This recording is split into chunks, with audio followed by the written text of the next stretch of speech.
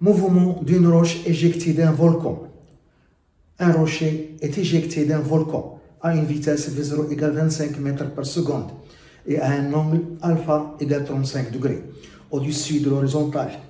Le rocher heurte le côté du volcan à une altitude h égale 20 mètres, plus basse que son point de départ. On néglige l'action de l'air et on donne G égale 9,8 mètres par seconde au carré. 1. Calcule le temps qu'il faut à la roche pour suivre ce chemin. 2. Quelles sont la valeur et la direction de la vitesse de la roche au moment de l'impact. 1. Le temps de mouvement de la roche.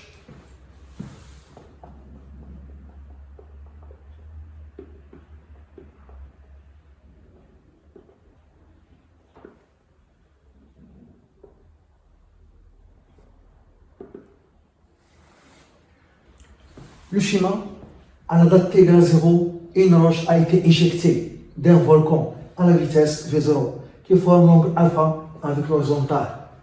La roche tombe au point I, le point d'impact, qui se trouve plus basse que le point O.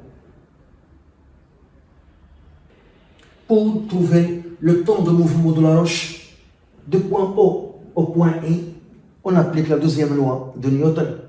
Au cours de ce mouvement, la roche est soumise uniquement à son poids. On néglige l'action de l'air. Donc, deuxième loi de Newton. Il y a uniquement le poids P. Donc, P est égal à M à G. À G, l'accélération de centre d'inertie G de la roche.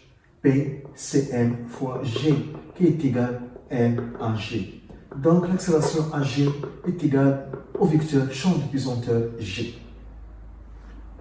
Le vecteur accélération AG a pour coordonnées dans le repère OX, OY, AX, AY.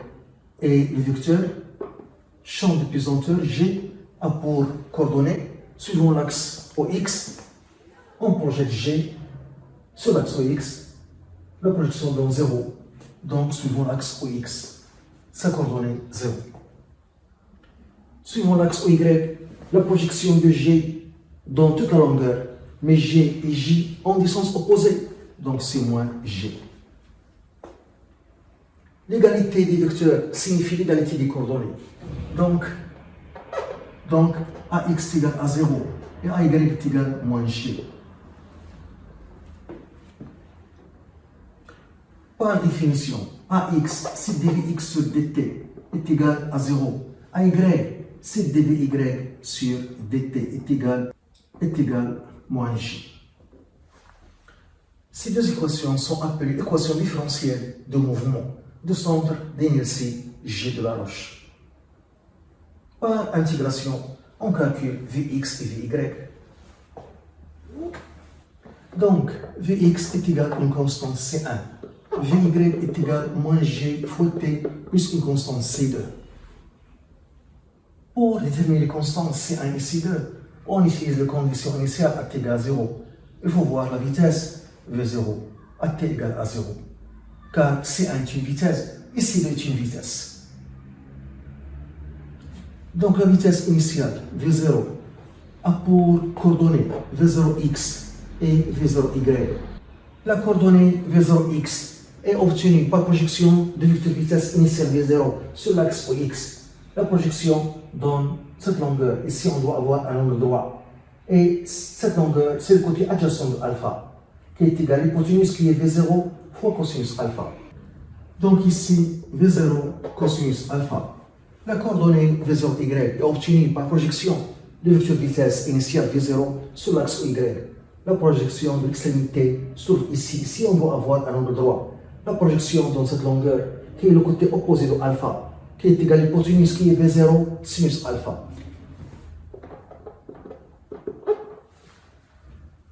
Donc, on a un t égale à 0. Vx, c'est V0x. Il est constante à partir de la date t égale à 0.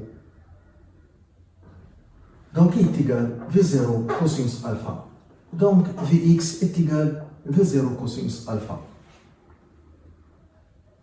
Et ici, à t égale à 0, on a V0Y. Et je remplace t par 0, moins j fois 0, plus C2. Donc, C2 est égal à V0Y, qui est égal à V0 sinus alpha. Donc, les coordonnées, les vecteurs de vitesse du centre d'inertie G de la roche sont Vg. Vx est égal à V0 cosinus alpha. Vy est égal à moins j fois t plus V0 sinus alpha. On a par définition Vx, c'est dx sur dt est égal à V0 cosinus alpha. Vy, c'est dy sur dt est égal à moins j fois t plus V0 sinus alpha. On calcule xy par intégration. Donc x est égal à V0 cosinus alpha fois t plus une constante c'1. Y est égal à moins 1 demi gt carré plus V0 sinus alpha fois t plus C'2. On détermine les constantes C'1 et C'2 en utilisant les conditions initiales à t égale à 0. À t égale à 0, la roche a été en haut, qui a pour abscisse 0 et ordonnée 0.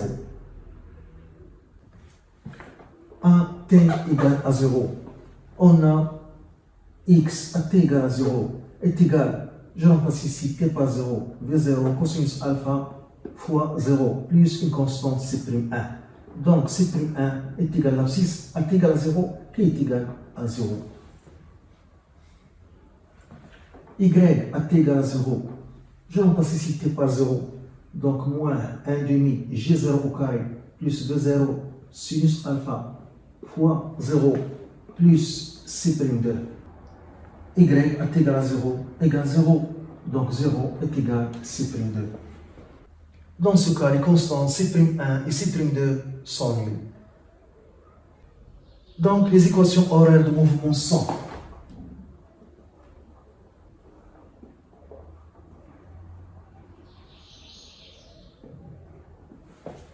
x est égal à V0 cosinus alpha fois t.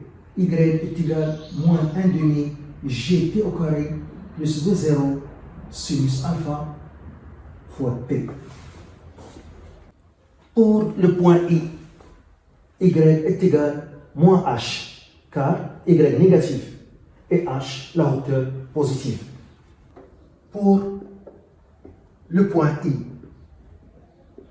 on a y est égal à moins 1 demi g t au carré plus v0 sinus alpha fois t.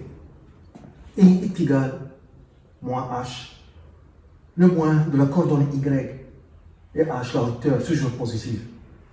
Donc est égal à moins 1 demi gt au carré plus v0 sinus alpha fois t. T, c'est le temps de mouvement de la roche entre O et I.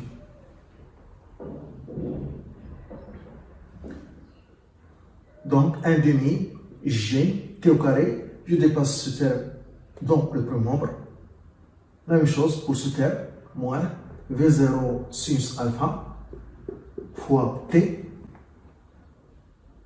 moins H est égal à 0. G 9,8 sur 2t au carré moins V0 25 mètres par seconde sinus alpha 35 degrés fois t moins h la hauteur 20 mètres est égal à 0.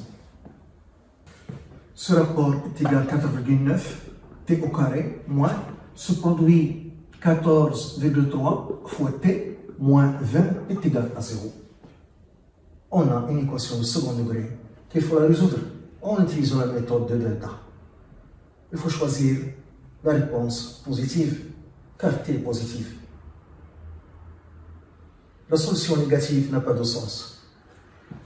Donc t est égal à moins b, 14,3, plus racine de delta, b au carré, 14,3 au carré, moins 4ac, c négatif, plus 4 à 4,9, c 20. Sur 2a, 2 fois 4,9, t égale. On trouve 3,95 secondes de la valeur et la direction de la vitesse de la rocher au point de l'impact I. La valeur et la direction